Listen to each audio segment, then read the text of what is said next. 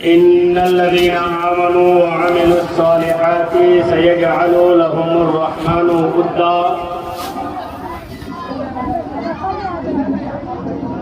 वक़ाल अल्लाहु तबारक व तआला फ़ी हदीसिल क़ुदसी क़ाल क़ाल रसूलुल्लाहि सल्लल्लाहु तआला अलैहि वसल्लम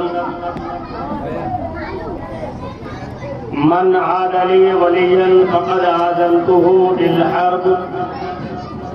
सदक़ल्लाहुल अज़ीम व सदक़ रसूलुहुन नबियुल अमीनुल मतीनुल करीम व नहनु अला ज़ालिका लमिनश शाहिदीन वश्शाकिरीन वल्हम्दुलिल्लाहि रब्बिल आलमीन।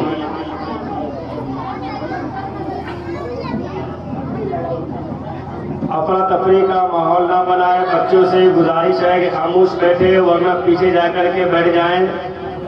जो बड़े लोग पीछे हैं वो आगे आ जाए, बच्चे शोरगुल न करें। जो लोग खड़े हैं, यहाँ भी कुर्सियाँ इधर खाली है बच्चे लोगों को के पास। जो बड़े लोग खड़े हैं वो आकर के यहाँ बैठ जाए, कुर्सियाँ खाली है, खड़े ना रहे।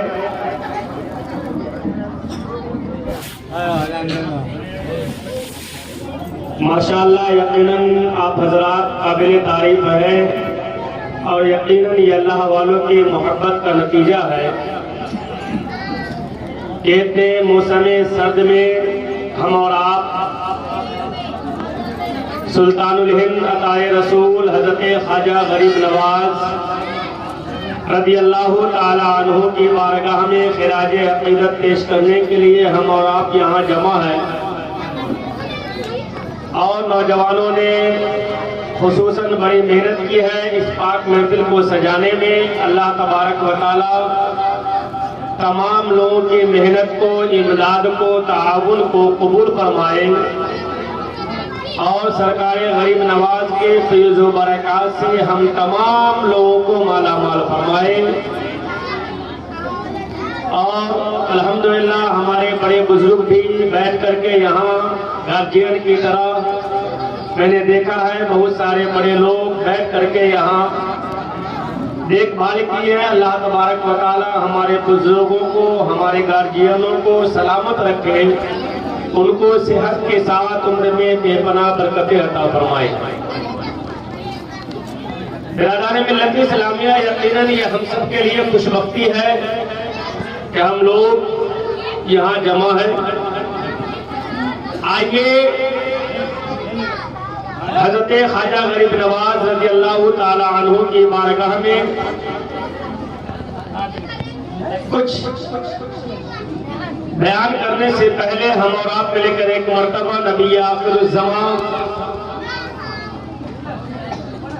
सरकारे दो आलम सल्लल्लाहु ताला अलैहि वसल्लम की मुक़द्दस बारगाह में इंतहाई अक़ीदत व मोहब्बत के साथ दुरूद पाक का नज़राना पेश करें। पढ़िए बावाज़े बुलंद, अल्लाहुम्मा सल्लि अला सय्यदिना शफीना हबीबिना नबीना मौलाना मुहम्मदिन बारिक व सल्लिम सल्लु अलैहि सलातन व सलामन अलैका या रसूल अल्लाह सल्लल्लाहु तआला अलैहि व सल्लम। ख्वाजाए हिंद वो दरबार है आला तेरा, ख्वाजाए हिंद वो दरबार है आला तेरा, कभी महरूम नहीं मांगने वाला तेरा। बिरादरान मिल्लत इस्लामिया, वो दरबार है कि जहां जाने के बाद अगर इंसान दिल में कोई तमन्ना लेकर के जाए, कोई ख्वाहिश लेकर के जाए, तो वहां से वो खाली हाथ नहीं लौटता है। बल्कि मैंने बहुत सारे लोगों को देखा है कि हजरत ख्वाजा गरीब नवाज ऐसे नवाजते हैं कि जो दिल में इरादा लेकर के जाता है इंसान, वहां से वो पूरा कर करके आता है। बिरादरान मिल्लत इस्लामिया, और एक बात और बता दूं, यह अलग बात है कि कुछ लोगों के दिलों में ख्याल पैदा है, ये नजरिया बैठ गया है, ये फिक्र बैठ गई है कि औलियाए कराम का उर्स करना, उनका उर्स मनाना ये बरेलवियों का तरीका है, ये उनका अकीदा है। लेकिन मैं आपको बता दूं, ये बरेलवियों का अकीदा नहीं बल्कि कुरान का तरीका है, हदीस का तरीका है, कुरान का अकीदा है। अल्लाह वालों को याद करना, अल्लाह वालों की जिक्र करना, ये हमें कुरान बताता है। ये अकीदा हमें कुरान दिया है, अहादीस रसूल दिया है। आप कुरान उठा करके देख ले, आप कुरान पढ़ करके देख ले। मैंने जिस आयत करीमा की तिलावत की 16वें पारे की आयत करीमा है, अल्लाह फरमाता है इन्नल लज़ीना आमनू व अमिलुस सालिहाती, कि बेशक जो लोग ईमान लाए व अमिलुस सालिहात और नेक अमल किए। अब नेक अमल करने वाला कोई भी मुसलमान हो, कोई भी मोमिन हो, अगर ईमान ले आया मुसलमान हो गया, अब ईमान लाने के बाद, मुसलमान होने के बाद अगर वो नेक अमल करता है, अगर वो अल्लाह से डरने वाला है, अगर वो नमाज रोजा का पाबंद है, अल्लाह ने जिन जिन चीजों का वो करने का हुक्म दिया है, अगर वो चीज वो करता है जिनसे रुकने का हुक्म दिया है, उससे वो रुक रहा है, यानी वो नेक अमल करने वाला है, उसका इनाम क्या मिलता है, उसका फायदा क्या मिलता है। आगे अल्लाह खुद इरशाद फरमाता है कि बेशक जो लोग ईमान लाए और नेक अमल किए, सयजअलु लहुर रहमानु वुद्दा, तो अल्लाह तबारक व तआला उस नेक अमल करने वाले मुसलमान का, उस नेक अमल करने वाले मोमिन के लिए, मुसलमान के लिए जिन्होंने नेक अमल किया, आगे अल्लाह फरमाता है कि नेक अमल का इनाम ये मिलता है कि अल्लाह लोगों के दिलों में उनकी मोहब्बत को डाल देता है। जिब्रील अमीन के जरिए ऐलान करवाता है, जिब्रील अमीन ये बंदा मुझसे मोहब्बत करता है, तुम दुनिया में ऐलान कर दो कि सारे दुनिया के लोग इस बंदे से मोहब्बत करें। यही नतीजा है कि आज अजमेर की धरती में आज बुलाया नहीं जाता है, इश्तिहार नहीं, ऐलान नहीं, लेकिन ख्वाजा गरीब नवाज ने अल्लाह से ऐसी मोहब्बत की कि अल्लाह ने दुनिया वालों के दिलों में ऐसी मोहब्बत डाल दी है कि बगैर बुलाए हजारों लाखों की तादाद में आज लोग अजमेर शरीफ जाते हुए नजर आते हैं।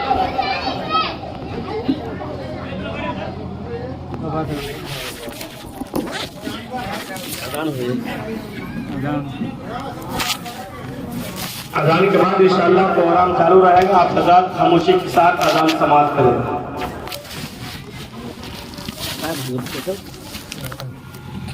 बच्चे सब काय भागा क्या पता नहीं कहे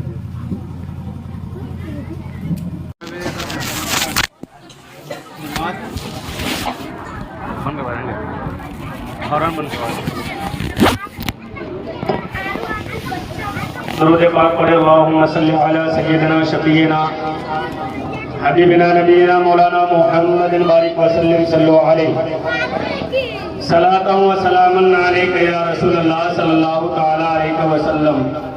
बच्चे अगर चिल्ला रहे हैं तो उन्हें घर भेज दें, खामोशी के साथ बैठे, वरना घर भेज दिया जाएगा, सारे बच्चों को भगा दिया जाएगा बाहर। जो बाहर नौजवान हैं, जो बड़े लोग हैं, उनसे भी गुजारिश है कि आकर के बैठे।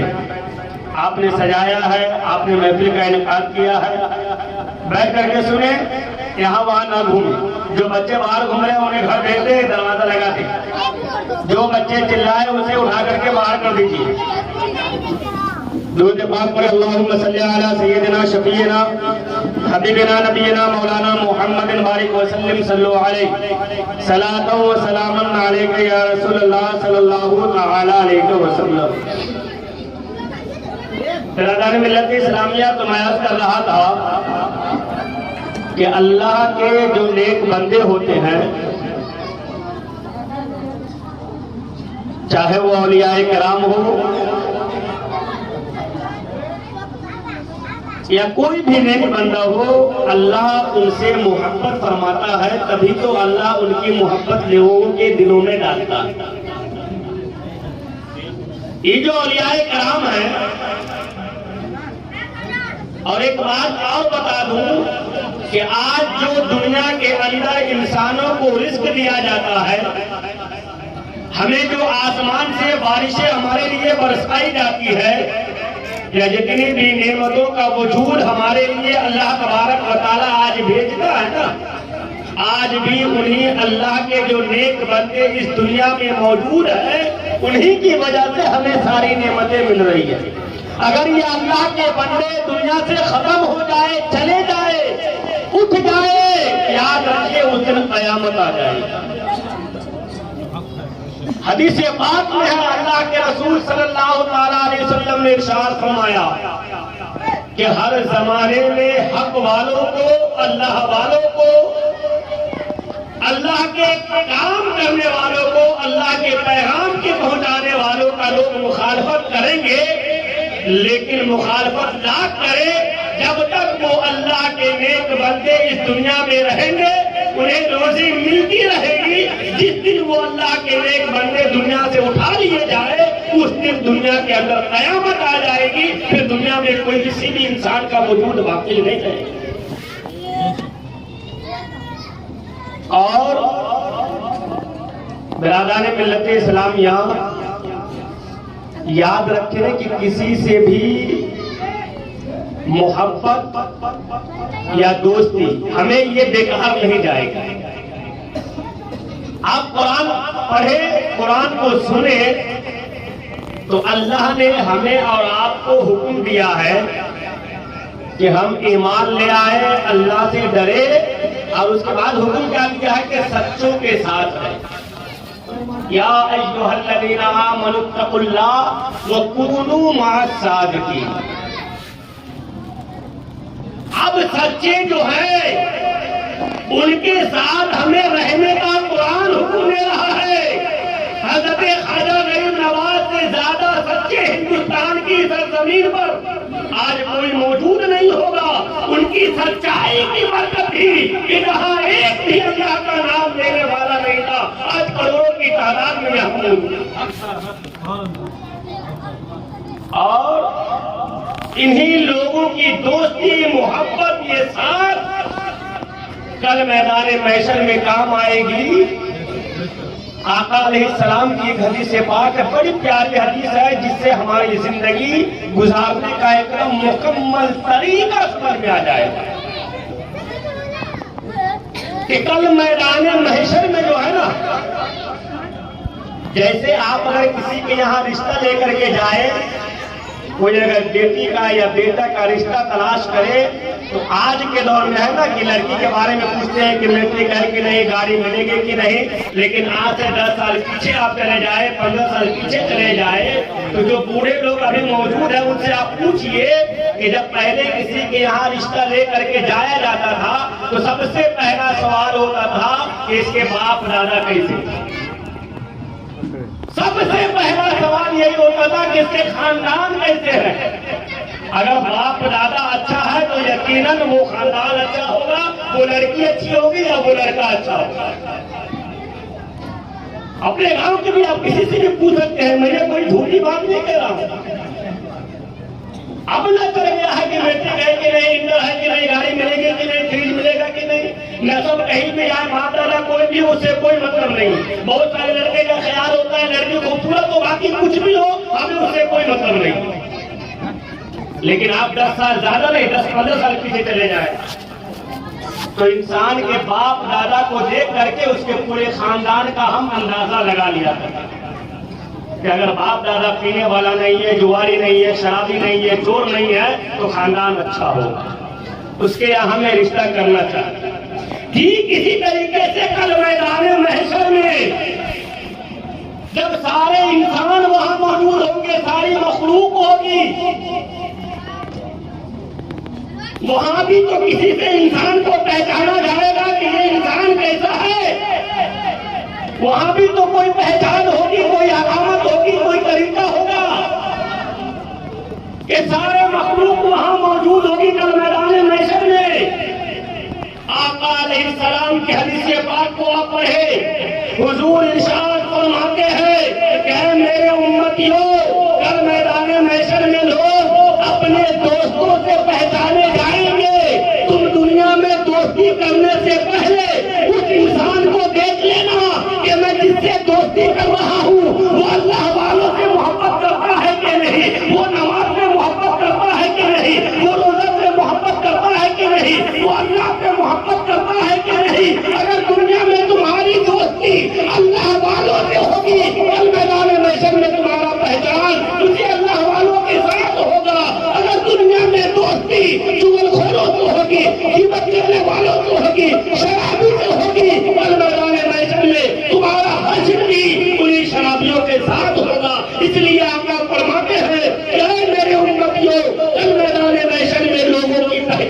उनकी दोस्तों से होगी। यारा दोस्ती करने से पहले अच्छी तरीके से इंसान को देख लेना कि वो अल्लाह वाला है या नहीं है। अल्लाह वाला है तुम्हें यहाँ भी काम आएगी, कल मैदान में चलेगी। ये मैं हदीस बयान किया हूं, कोई वाकया नहीं है। ये आका अलैहिस्सलाम की हदीस है। आप दुनिया में भी देखें और एक बात और जान लें, हमारा नफ्स जो है ना, हमारी फितरत जो है, यह हमारी ही नहीं, किसी भी चीज की फितरत नहीं बदल सकती। नफ्स अच्छा होगा, हम बुराई जगह पे नहीं जा सकते। मक्खी भी दो तरीके का होता है। एक शहद देने वाली मक्खी हमेशा फूलों पे बैठती है, वो गंदगी जगह पे नहीं बैठती। कभी देखा आपने कि शहद की मक्खी को किसी गंदगी गटर नाले में बैठा? क्यों? उसकी फितरत नहीं है कि वो गंदगी में बैठे। उसकी फितरत तो यह है कि वो शहद से मिला दे जो इंसान को पसंद आए। वो अच्छी चीज को पसंद करने वाली मक्खी होती है, वो गंदगी में कहीं नहीं बैठेगी। और एक मक्खी और होता है जो अच्छी जिस्म की अच्छी जगह को छोड़ करके बैठेगा वही जहां पे जख्म हो या घाव हो, बाकी जगह पे वो नहीं बैठता। घर के अंदर जहां कचरा होगा मक्खी वही होगा। घर की सफाई कर दीजिए, मक्खी खुद ब खुद भाग जाता। क्यों? उसे अच्छी जगह पसंद नहीं है उस मक्खी को। वो गंदगी में रहने वाली है, वो गंदगी में रहेगी। ठीक इसी तरीके से जो इंसान का दिल साफ होगा, इंसान का दिल गुनाहों से पाक होगा, हमारा दिल अल्लाह के जानिब लगा होगा। अगर हमारा दिल अच्छा है, हम बुरे लोगों के साथ कभी नहीं बैठ सकते हैं। अगर दिल गंदा हो जाए, फिर वो अच्छे लोगों के साथ नहीं बैठेगा, हमेशा बुरे लोगों के साथ बैठ करके वो इंसान बुराई करता हुआ नजर। ये दुनिया में भी आप देखते होंगे, साफ कपड़ा पहनने वाला जो होता है ना, आप गुलाब के होटल में जाए तो बहुत सारे लोगों को देखा होगा कि टेबल को पहले पेपर से पोंछ करके बैठता है ताकि वो गंदगी हमारे कपड़े पे न लग जाए। और उसी में जो हमेशा गंदा कपड़ा पहनने वाला और लोहा लकड़ गिनने वाला इंसान होता, जैसे आया वैसे बैठ गया, चाय पी लिया, चला गया। क्यों? वो जानता है कि कपड़ा मेरा पहले से गंदा है, अब उससे कहां ख्याल करना। जो साफ कपड़ा पहनने वाला होता है ना, वो गंदगी में बैठना गवारा नहीं करेगा। अगर हमारा दिल साफ है तो हम गंदे लोगों के साथ नहीं बल्कि अल्लाह वालों के साथ बैठेंगे, अल्लाह वालों की दोस्ती करेंगे।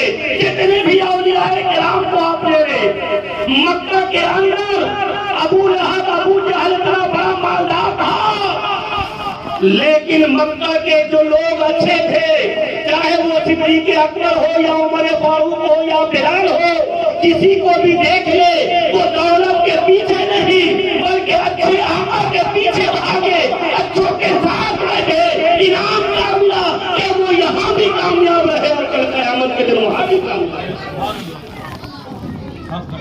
और किसी अल्लाह वालों से, अल्लाह के नेक बंदों से खासकर कभी भी दुश्मनी मोल न ले।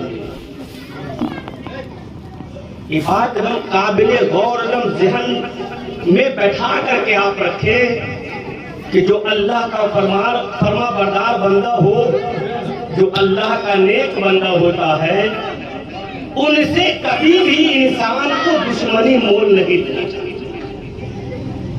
दुश्मनी का मतलब समझते नहीं क्या होता है कि अगर किसी इंसान को किसी से नफरत हो जाए, किसी से दुश्मनी हो जाए, तो जिससे हमको नफरत हुई है ना, तो हम हमेशा यही कोशिश में रहेंगे कि उनकी कौन सी गलती निकाला जाए। अगर के वो अच्छा काम करे, लेकिन फिर भी नफरत करने वाले इंसान को वो काम पसंद नहीं आता। क्यों? उसकी मोहब्बत हमारे दिल में है। अगर किसी डॉक्टर से हमें नफरत हो जाए तो अगर कि वो कितना अच्छा भी दवाई दे दे, इंसान को उस दवाई पे भरोसा नहीं होगा। नहीं होगा। क्यों नहीं होगा? क्योंकि वो इंसान डॉक्टर से हमारा भरोसा उठ गया, हम उस डॉक्टर से मोहब्बत नहीं करते, उसकी नफरत हमारे दिल में बैठ गई।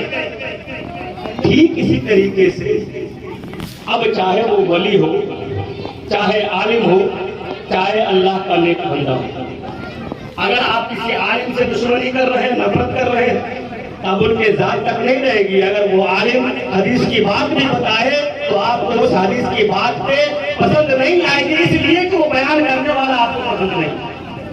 तो हकीकत में आप उस आलिम से दुश्मनी नहीं कर रहे हैं, बल्कि उस हदीस को नफरत की निगाह से आप देख रहे हैं जो वो बयान कर रहे हैं। जो आलिम अगर कुरान की बात बताए तो अगर हमको उससे मोहब्बत नहीं है तो हम उनकी बातों को भी नहीं सुनते हैं, बल्कि ऐप निकालने की कोशिश करती कौन सी बात उसकी गलती पकड़े कि हम उसे लोगों के सामने जलील करें। तब हमें कुरान से भी दुश्मनी हो गई, हदीस से भी हम नफरत करने लगते हैं। ठीक इसी तरीके से अगर कोई अल्लाह का वली है, हम उनसे अगर नफरत करें तो अल्लाह का वली चाहे कोई भी काम करे, चाहे कितना भी अच्छा काम कर ले, हमें पसंद नहीं आएगा। इसलिए नहीं आएगा कि हम अल्लाह वालों से मोहब्बत नहीं करते। बड़ा मशहूर वाक़या है कि एक अल्लाह के वली थे जिनकी बीवी बड़ी बेहयाती, बड़ी बदमाश थी। हमेशा अपने उस अल्लाह वाले शौहर की बुराई करती थी। एक मर्तबा हवा में वो अल्लाह के वली उड़ रहे थे, बड़ा मशहूर वाक़या। जब वो अल्लाह के वली घर आए तो बीवी ने कहा कि आप क्या वली है, आप क्या है? मैंने एक ऐसे वली को देखा है जो आसमान में उड़ रहे थे। जब शौहर ने सुना कि बीवी तारीफ कर रही है तो उस अल्लाह वाले ने कहा कि है मेरी बीवी, वो आसमान में उड़ने वाला मैं ही था। जानते बीवी क्या कहते हो, इसीलिए आप यहाँ उड़ रहे। तो ये नफरत का नतीजा है। अगर किसी इंसान को किसी से नफरत हो जाए तो उसकी अच्छाई भी उस इंसान को बुराई लगेगी। ये अल्लाह के वली का वाक़या बताया हुआ है, कोई लतीफा नहीं है। ये मोहब्बत होनी चाहिए और अल्लाह के नेक बंदों से कभी भी दुश्मनी या नफरत मोल न ले। इससे आपका दुनिया भी तबाह होगा, आखिरत भी तबाह हो जाएगी। इसलिए कि अल्लाह ने खुद इरशाद फरमाया है, मन आदली वलियन फक़द आज़नतुहु बिल हर्ब। ये हदीस कुदसी है। अल्लाह फरमाता है कि जो मेरे वलियों से दुश्मनी करता है मैं उससे ऐलान जंग करता हूं। अल्लाह से हम जंग जीत सकते? हरगिज़ नहीं। अल्लाह वालों से मोहब्बत करें, ये अकीदा का हिस्सा है। आप एक बात याद रखें कि आमाल अपनी जगह है, नमाज, रोजा, हज, ज़कात के जितने भी अमल है ना, ये अपनी जगह पे है। लेकिन सबसे ज्यादा जरूरी हमारे लिए क्या है कि हमारा अकीदा सही होना चाहिए। अगर अकीदा सही नहीं, हम लाख नमाज रोजा पढ़ ले तो हमें वो नमाज रोजा फायदा नहीं देगा। मैं आपको बताऊं, एक हदीस पाक है,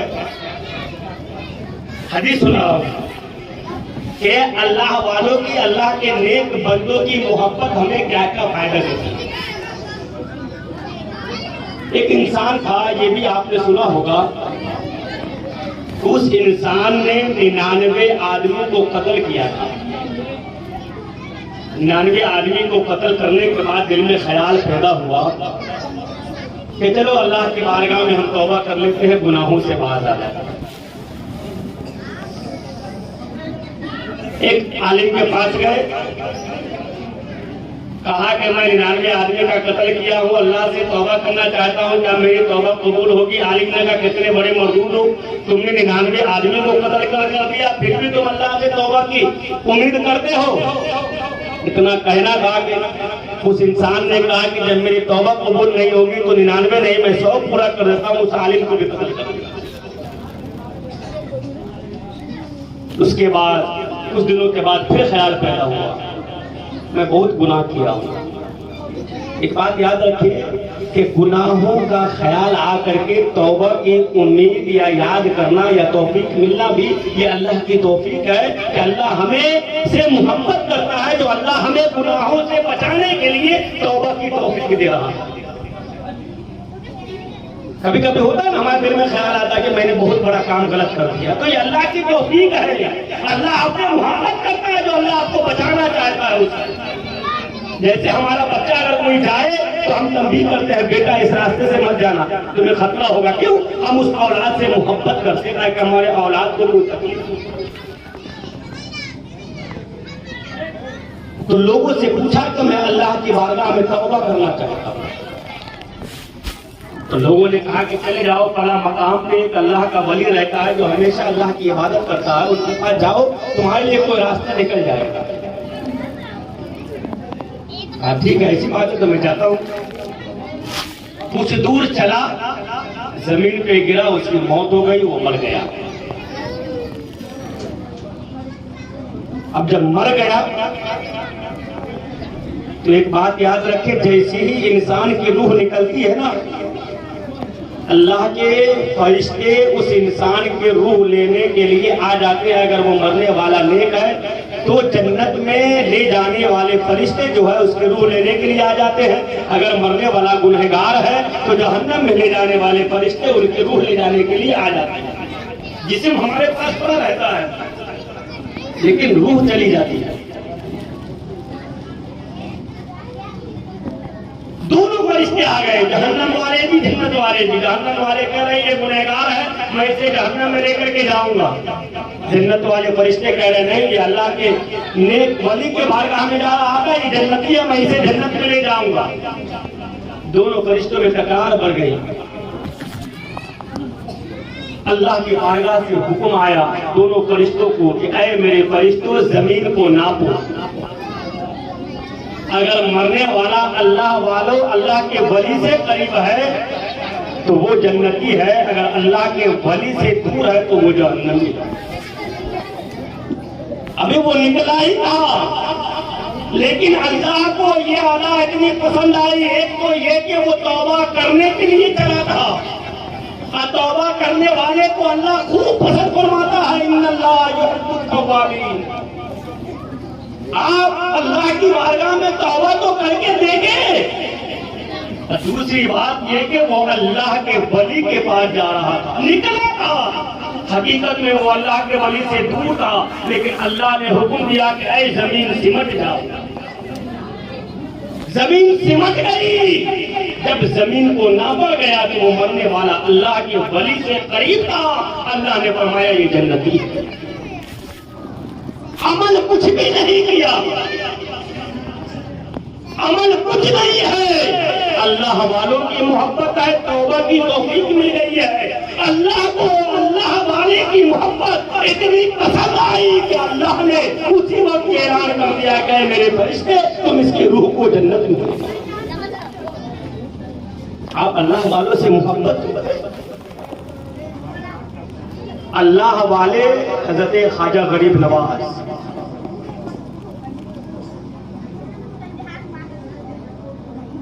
इतने बड़े अल्लाह के वली थे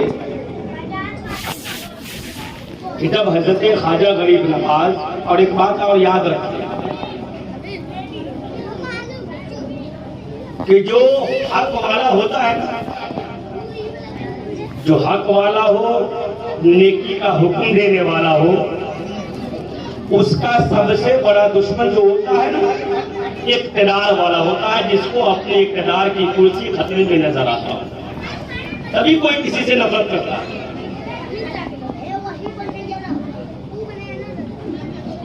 वरना कोई किसी से दुश्मनी यूं ही नहीं करता है। कोई या तो कोई तरक्की कर जाए तो इंसान को हसद होती है, किसी की बुनियाद पर वो दुश्मनी करता है, या कोई इकरार मिल जाए और उसकी इकरार की कुर्सी खतरे में आ जाए तो इंसान उससे दुश्मनी करता है। हजरत ख्वाजा गरीब नवाज कोई इकरार मांगने के लिए नहीं आए थे, हुकूमत करने के लिए नहीं आए थे, बादशाहत करने के लिए नहीं आए थे। उनका तो बस ये काम था कि वो अल्लाह अल्लाह कर रहे थे, लोगों को अल्लाह की तरफ बुला रहे थे। सबसे बड़ा दुश्मन कौन था? जो उस वक्त का बादशाह था पृथ्वीराज चौहान, जिसको आधे हिंदुस्तान की जिसकी हुकूमत थी।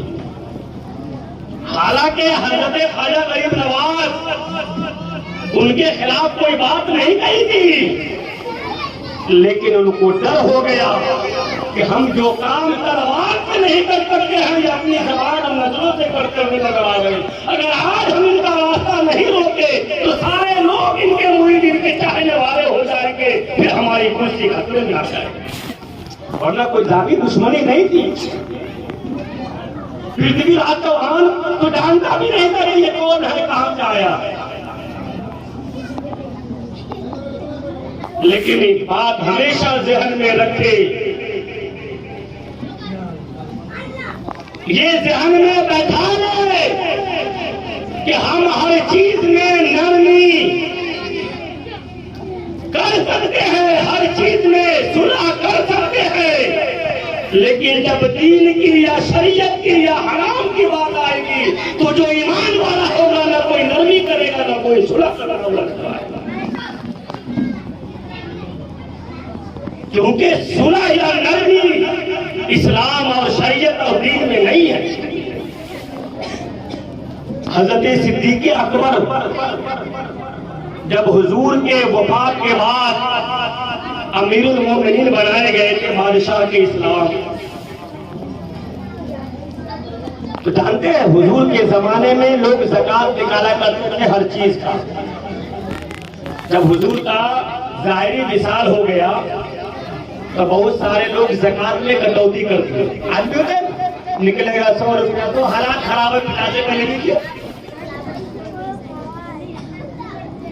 आज भी अगर इस्लामी हुकूमत होती ना तो शरीयत का मसला यह है कि जिसके ऊपर जितना ज़कात निकलता अगर खुशी से नहीं दे तो उनसे छीन करके लेने का हुक्म है शरीयत के हिसाब से। सिद्दीक़ अकबर के जमाने में बहुत सारे लोग ज़कात के मुनकिर हो गए, कम कर दिए। सिद्दीक़ अकबर ने सहाबाए किराम को बुलाया, उमर फारूक थे, उस्मान गनी थे, हजरत अली थे, बड़े बड़े सहाबाए किराम।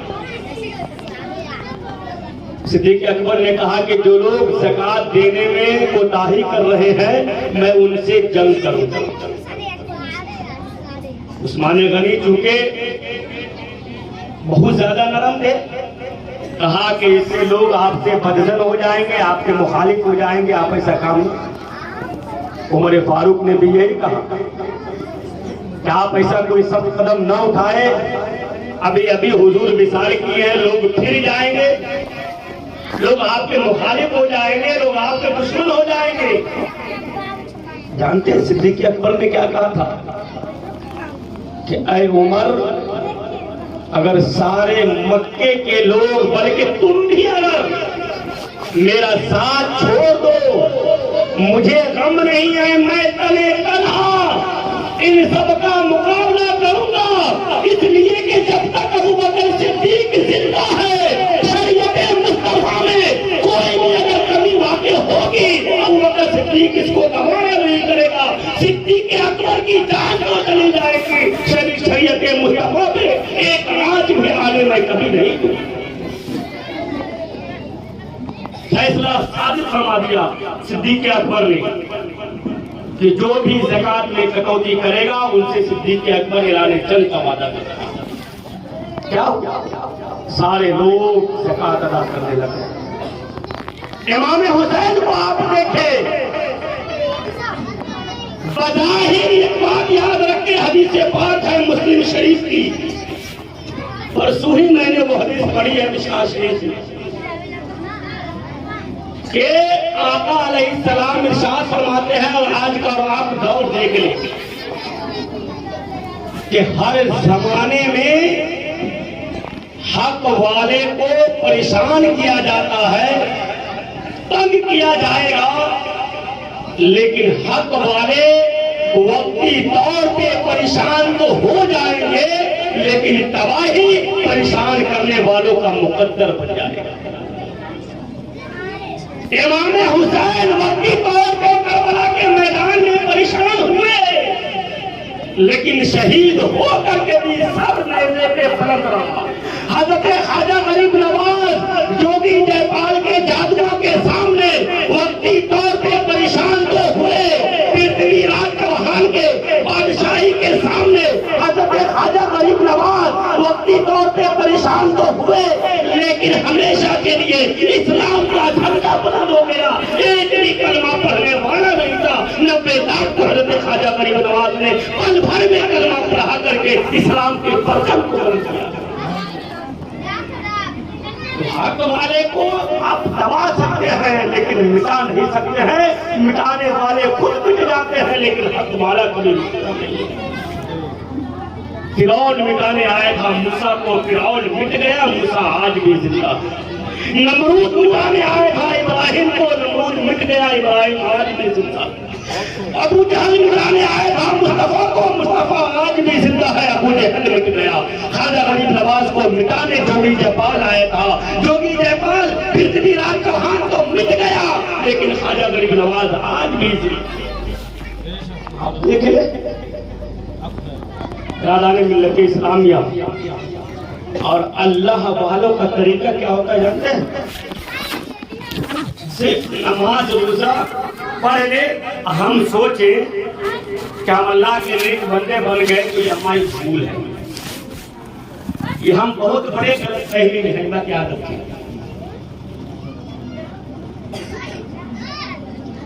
सबसे ज्यादा जो जरूरी है ना हमारे लिए,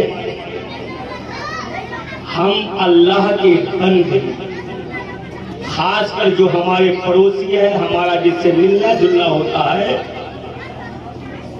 या मिलना जुलना नहीं भी होता हो, उनके साथ कोई ज्यादती न हो।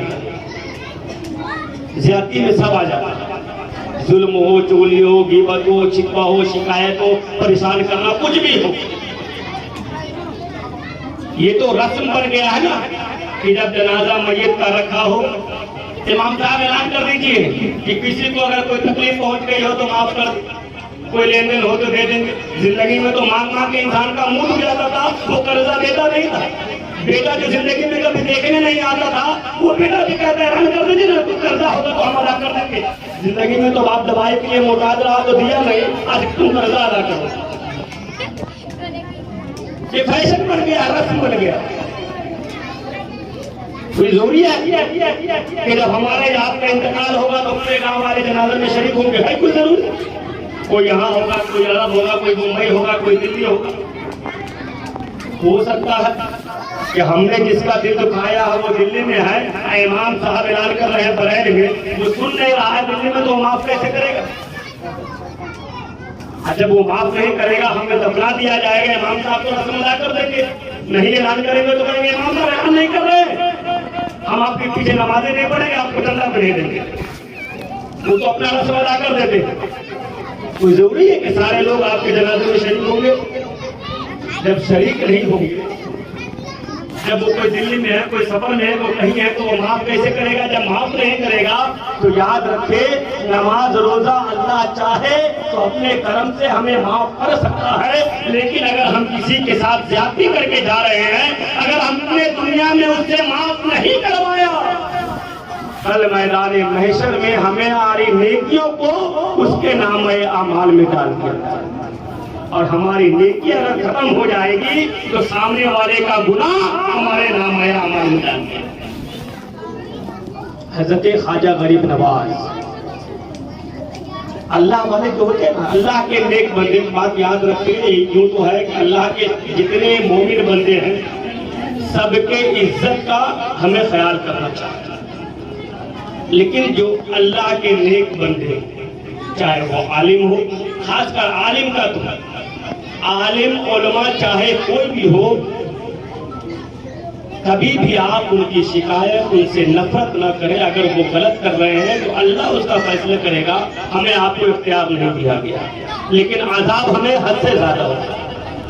अगर कोई आलिम की शिकायत करता है, चुगली करता है, गिबत करता है, उससे नफरत करता है, तो हदीस पाक में आया है कि वो इंसान आलिम से नफरत करने वाला, शिकायत करने वाला मोमिन होकर के नहीं मरेगा। और एक दूसरी हदीस पाक में है कि अगर कोई दुनिया में आलिम की बुराई करता था, जब उसे कब्र में डाला जाएगा तो हजरत अल्लामा नबवी रहमतुल्लाह अलैह, ये इमाम मुस्लिम शरीफ की शरह लिखे हैं, उन्होंने फरमाया कि जो दुनिया में आलिम की बुराई करता है, जब उसे कब्र में डाला जाता है, अगर ये डालने वाला उसके चेहरे को किबले की तरफ कर दे, अल्लामा नबवी फरमाते हैं कि तुम डालने के बाद थोड़ी देर के बाद जब तुम कब्र खोल करके देखोगे तो जो आलिम की बुराई दुनिया में करता होगा, कब्र में उसका चेहरा किबला की तरफ से फिर जाता है। तुम लाख कोशिश कर लो, ऐसे इंसान का चेहरा किबले की तरफ कभी नहीं। इसलिए और हदीस पाक की है। हज़रत ख्वाजा गरीब नवाज जिनका आमूस मनाने बैठे हैं, बस ज़्यादा देर में इंशाअल्लाह 5 से 10 मिनट में खत्म कर दूंगा, क्योंकि मौसम वो नहीं है कि इंसान को उलमा का, अल्लाह के नेक बंदों का, जिसका कुरान हमें हुक्म देता है उलाइकल्लज़ीना अनअमल्लाहु अलैहिम मिनन नबिय्यीना, कि अल्लाह ने जिन पर इनाम किया है वो अल्लाह के नबी हैं, वह सिद्दीकीन। अब सिद्दीकीन कौन है? जो अल्लाह के नेक बंदे होंगे। सिद्दीक माना होता है सच्चा, जो अल्लाह के नेक बंदे जो भी हो, अल्लाह के अगर वो नेक बंदे हैं तो अल्लाह का इनाम होता है।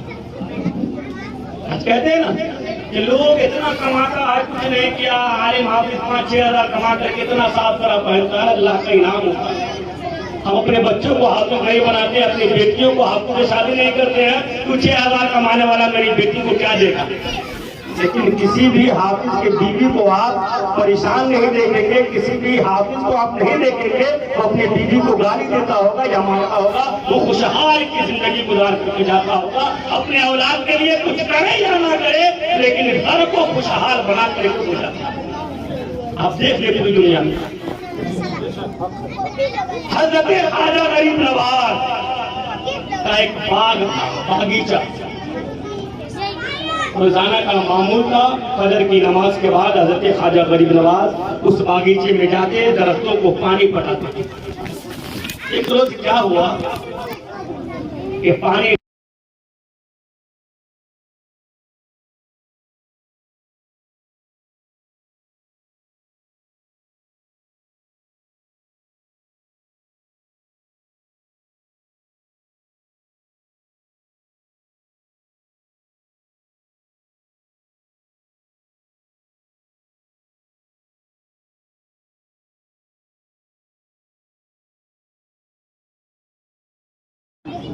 वो अल्लाह वाले थे हज़रत ख्वाजा गरीब नवाज, हमारे जैसे नहीं थे कि कोई गरीब अगर अच्छी बात भी कहे तो हम उसे झाड़ देते हैं, और कोई पैसे वाला अगर अच्छे बेवकूफ़ वाली बात भी कहे तो हम उसका साथ देते हैं कि वो पैसे वाला है, ताकतवर है। ये हमारा नजर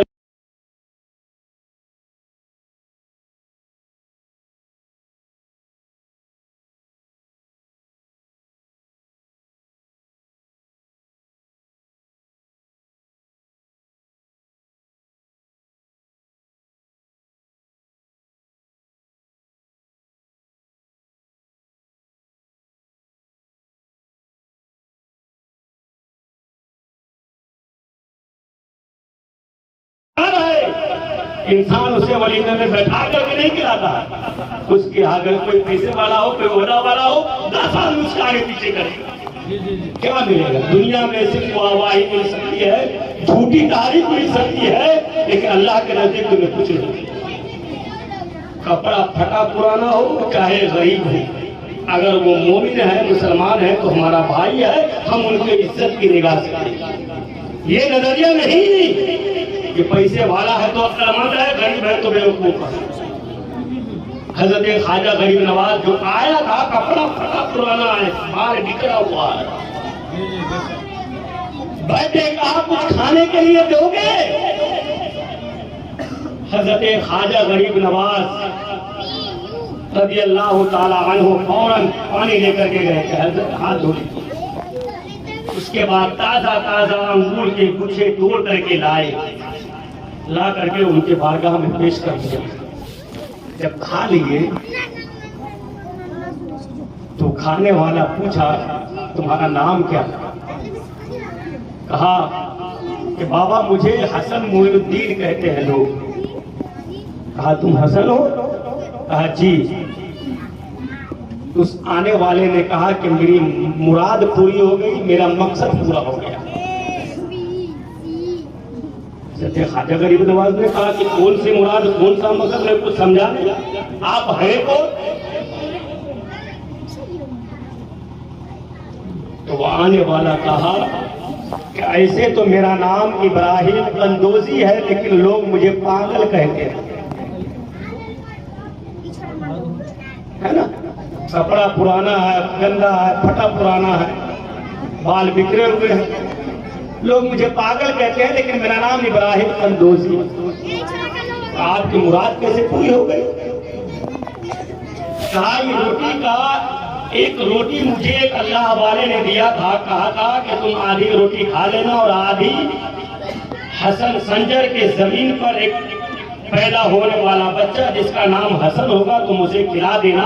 मैं 30 साल से ये रोटी अपने पास रख करके उसी इंसान को ढूंढ रहा हूँ और 30 साल से ये रोटी सूखी भी नहीं है। आज मेरी मुराद पूरी हो गई, मुझे मिल गए तो ये रोटी लो खा दो। हजरत ख्वाजा गरीब नवाज रज़ियल्लाहु ताला अन्हु जैसे ही वो रोटी खाए, बुजुर्ग ने सर पे हाथ रखा, दुआएं दी। जब हाथ को उठाया दिल की दुनिया बदल गई। हजरत ख्वाजा गरीब नवाज साहब कहते हैं कि हे इब्राहिम कंदोजी, है बाबा, आज मैं आपके सामने वादा करता हूँ मुझे इस बागीचे की जरूरत नहीं है, अब मैं सिर्फ अल्लाह का होना चाहता हूँ। उसी वक्त हजरत ख्वाजा गरीब नवाज ने उस बागीचे को बेच करके सारा का सारा पैसा गरीबों मिस्किनों के दरमियान बांट करके एक मुसल्ला उठा करके अल्लाह के जिक्र में मशगूल हो। तो ये अल्लाह वालों की खिदमत का बदला है। आने वालों को ये मत देखें कि वो पुराना कपड़ा वाला है, वो गरीब है, वो मजदूर है, वो भिखारी है। हम पैसे वाले की इज्जत करें, गरीब को धुतकारे, ये हमारा नजरिया नहीं, ये इस्लाम का नजरिया नहीं है। आप इन सबकी निगाह से किसी की मदद कर दे, क्या मालूम किसकी दुआ आपकी जिंदगी को बदल दे। दुआएं लेना सीखे, किसी की आहत न करे। इंसान को जिंदगी कौन सी दुआ कब बदल दे ये हम और आप नहीं जानते। हजरत ख्वाजा गरीब नवाज ने हमें यही सिखाया। मिल्लत इस्लामिया हजरत ख्वाजा गरीब नवाज के बहुत सारे वाक़यात।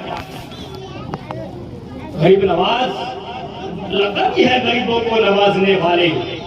आज भी हजरत ख्वाजा गरीब नवाज की बारगाह में कितने भी औलाद ऐसे हैं जिनको औलाद नसीब हो गई। ये मत सोचे कि ये शिर्क है, उनके सदक़े में मिली है।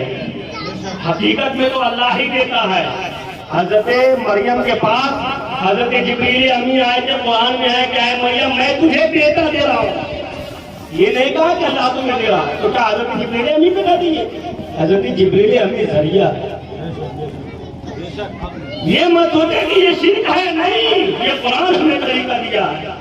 अल्लाह के नेक बंदों के सदक़े में अल्लाह की बारगाह में हमारी दुआएं को, किसी बड़े अफसर के पास जाना हो तो छोटे का वसीला जरिया बना करके जाते हैं ताकि बड़ों के पास हमारी वो औकात नहीं है कि हम अल्लाह तक पहुंचे, हमारे उतने अच्छे अमाल नहीं है, लेकिन जिनकी पहुंच अल्लाह तक है, जो अल्लाह वाले हैं, उनका जरिया बना करके जाए, उनके पीछे पीछे रहे, उनसे दोस्ती करे, सच्चे लोगों से उलमा की सोहबत में रहे, अच्छे लोगों की सोहबत में रहे, नेक लोगों की सोहबत में रहे, उनसे दोस्ती करे।